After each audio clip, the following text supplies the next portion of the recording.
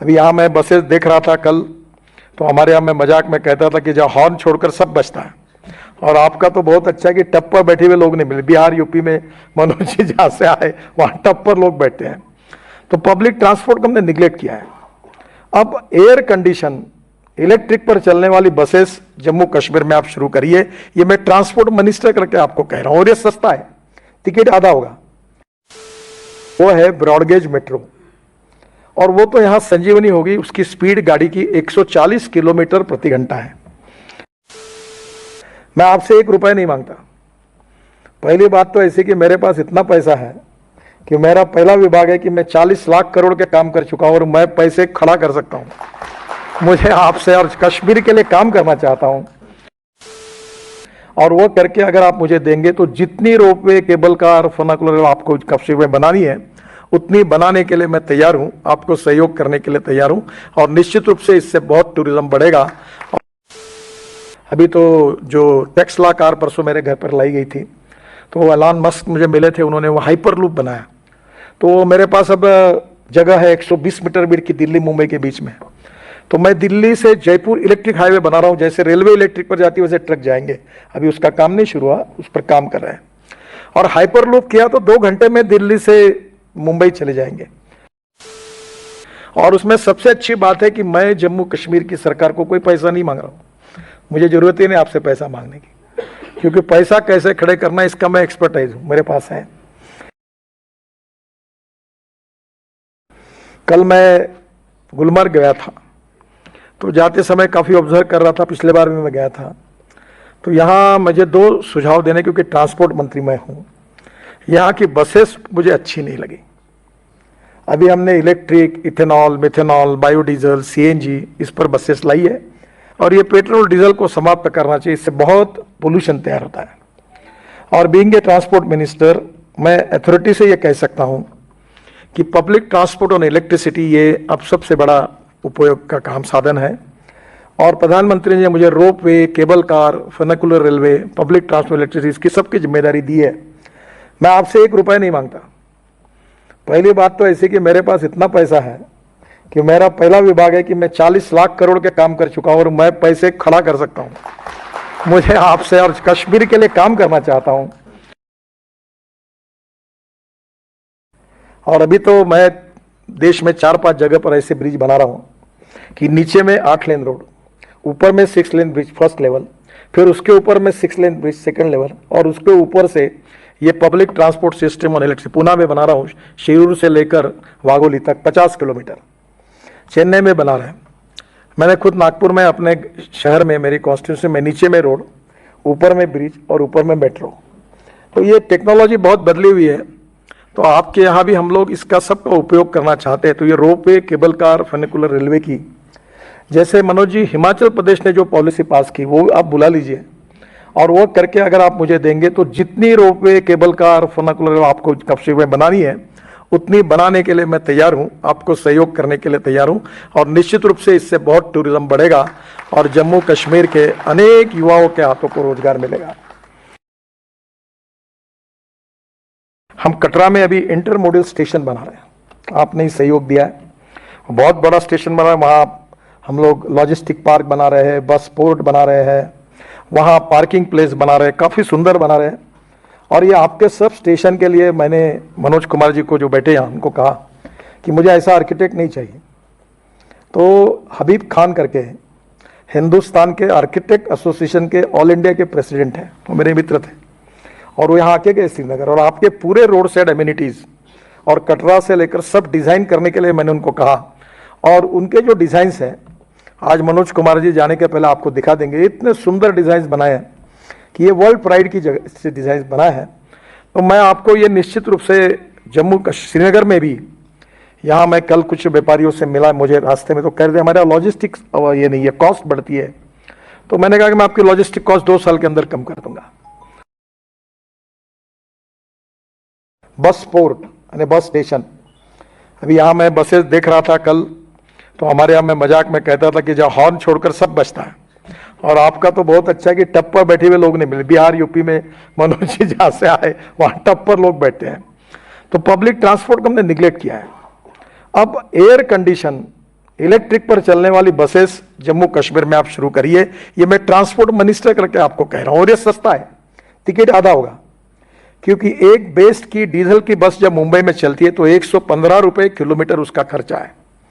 वो मैंने 100% bio ethanol पर चलाई, जो गन्ने के जूस से होता है। नागपुर में 35 बसेस चली, उसकी कॉस्ट 78 रुपीज पर किलोमीटर है। और जो इलेक्ट्रिक पर चलती है, पूना में अभी बसेस आई इलेक्ट्रिक की, कल परसों में पूना में ही था, कोल्हापुर कराड़ में, वो बसेस मैंने देखी, वो मैंने ही लाई। वो बसेस की 50 रुपए पर किलोमीटर कॉस्ट है। तो जम्मू कश्मीर की जनता टिकट रेट 25% कम करके 100%, अब एयर कंडीशन की यहाँ जरूरत नहीं है, पर लग्जरी बस में बैठ सकती है। और इसलिए आप इसको निश्चित रूप से करिए।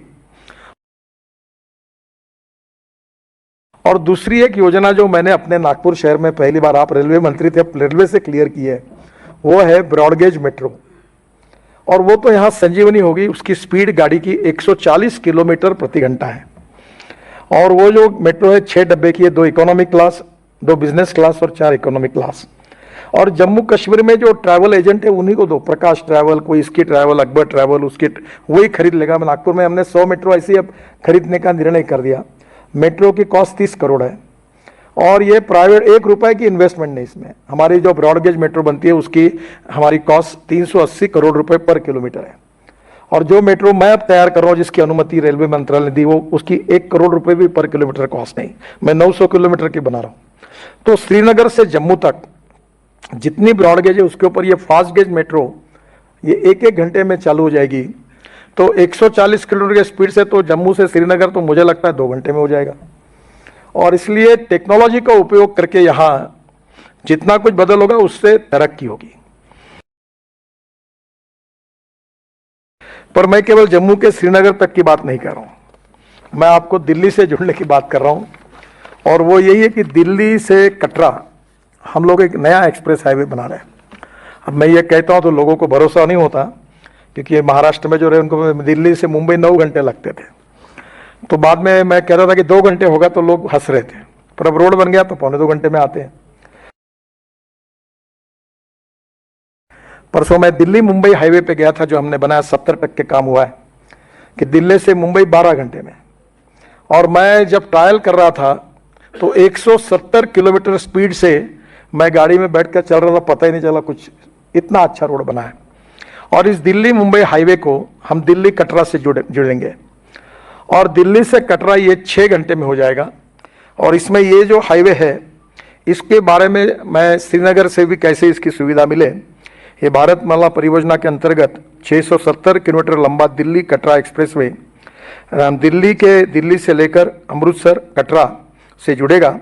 और इस एक्सप्रेसवे के निर्माण के उपरांत दिल्ली से कटरा ये डिस्टेंस 6 घंटे में पूरा हो जाएगा। तो दिल्ली से श्रीनगर 8 घंटे में 2 साल के अंदर होगा, ये मैं आपको वचन देता हूं। ये एक्सप्रेसवे बनने से मैं इसलिए आपको ये बात बता रहा हूं कि वर्ल्ड में हमारे हिंदुस्तान की लॉजिस्टिक कॉस्ट 17% है, यूरोपियन कंट्री में लॉजिस्टिक कॉस्ट 12% है, और चाइना में 8% है, और अमेरिका में और वेस्टर्न विशेष रूप से यूरोपियन कंट्री में 12% है, और हमारी 16-17% जाती है, जिससे हमारा एक्सपोर्ट नहीं होता। हम एक्सपोर्ट कर सकते, इतनी अच्छी हमारी क्वालिटी है, प्रोडक्ट है, पर यहाँ से पोर्ट में ले जाने तक इतना दिन लगते हैं, इतना पैसा लगता है, लॉजिस्टिक कॉस्ट के कारण तकलीफ है। तो ये लॉजिस्टिक कॉस्ट को कम करना, ये ट्रांसपोर्ट मंत्री के नाते हमने पहली प्रायोरिटी दी है। और इसलिए अब दिल्ली, यहाँ से श्रीनगर से मुंबई, ये आप 19 से 20 घंटे में आप कार से जाओगे, और 30 से 35 घंटे में ट्रक चला जाएगा डायरेक्ट हमारे JNPT पोर्ट पर, और कांडला में उससे भी कम इसमें चला जाएगा। तो लॉजिस्टिक कॉस्ट कम होगी तो कॉस्ट कम होगी, और कॉस्ट कम होगी तो एक्सपोर्ट में इकोनॉमिक वायबिलिटी आएगी। और इसलिए निश्चित रूप से ये इकोनॉमिक ग्रोथ के लिए आवश्यक है, टूरिज्म के लिए भी आवश्यक है। तो एक मेरा आपसे सुझाव है कि अब ये जो हिल स्टेशन है, इसको आप अच्छे आर्किटेक्ट से इसका टाउन प्लानिंग जैसा डिजाइन कर लो। कल मुझे गुलमर्ग में भी देखने को मिला कि जिस प्रकार का क्लीननेस यूरोपियन स्विट्जरलैंड में मिलता है वैसा नहीं है। तो आप उस प्रकार का डिजाइन करके, क्योंकि इस सब के पीछे एक ही विचार है कि जम्मू कश्मीर के जवान लोगों के हाथों को काम कैसे मिले। और टूरिज्म ये ऐसा सेक्टर है कि जिसमें 48% कैपिटल इन्वेस्टमेंट, ये केवल एम्प्लॉयमेंट पोटेंशियल क्रिएट करने के लिए होती है, जिससे गरीबी दूर होगी, रोजगार मिलेगा, इन्वेस्टमेंट आएगी, समृद्धता और संपन्नता आएगी। अभी 12 लाख करोड़ का हमारा इंपोर्ट है पेट्रोल डीजल का, और मैं ये विश्वास रखता हूं कि देश का किसान ये सब डीजल पेट्रोल का पर्याय दे सकता है। मैं ये 9 से बोल रहा हूं, अब सब लोग देश में बोल रहे हैं, सब इसको मान्य कर रहे हैं। तो जम्मू कश्मीर में इलेक्ट्रिक एज ए फ्यूल, क्योंकि हाइड्रो प्रोजेक्ट के कारण इलेक्ट्रिक अवेलेबल है, अभी सोलर की पावर 1 रुपया 90 पैसे यूनिट मिल रही है। तो मुझे लगता है कि इलेक्ट्रिक बेस्ड ट्रांसपोर्ट जो होगा वो यहाँ फायदे में होगा। तो यहाँ कल मैं उनको पूछ रहा था कि हमारे देश में, वर्ल्ड में, न्यूजीलैंड से एप्पल क्यों आते हैं, हमारे यहाँ साइबेरिया से क्यों आते हैं? तो उन्होंने कहा कि मैंने बोला वो हम अभी करेंगे। तो बोले एक पेड़ की कीमत 1400 रुपये है। तो मेरा एलजी साहब से अनुरोध है कि बायोटेक्नोलॉजी का उपयोग करके अगर हमारे किसानों को ये जो वर्ल्ड स्टैंडर्ड के जो एप्पल है, देखो हिंदुस्तान में वो वर्ल्ड में हो, क्वालिटी के सिवाय पर रहे नहीं, और क्वालिटी अच्छी तैयार करने के लिए रिसर्च की आवश्यकता है। तो यहाँ निश्चित रूप से मनोज जी, अगर ये सस्ते में मिले और यहाँ की क्वालिटी इंटरनेशनल स्टैंडर्ड में सबसे बढ़िया होगी तो एक्सपोर्ट में काफी रेट मिलेंगे।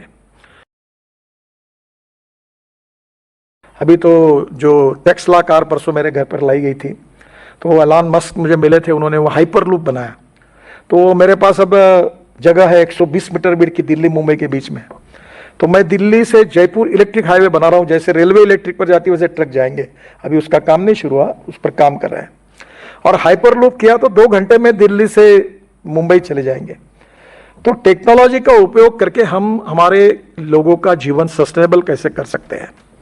और उसमें सबसे अच्छी बात है कि मैं जम्मू कश्मीर की सरकार को कोई पैसा नहीं मांग रहा हूं, मुझे जरूरत ही नहीं आपसे पैसा मांगने की, क्योंकि पैसा कैसे खड़े करना इसका मैं एक्सपर्टाइज हूं, मेरे पास है।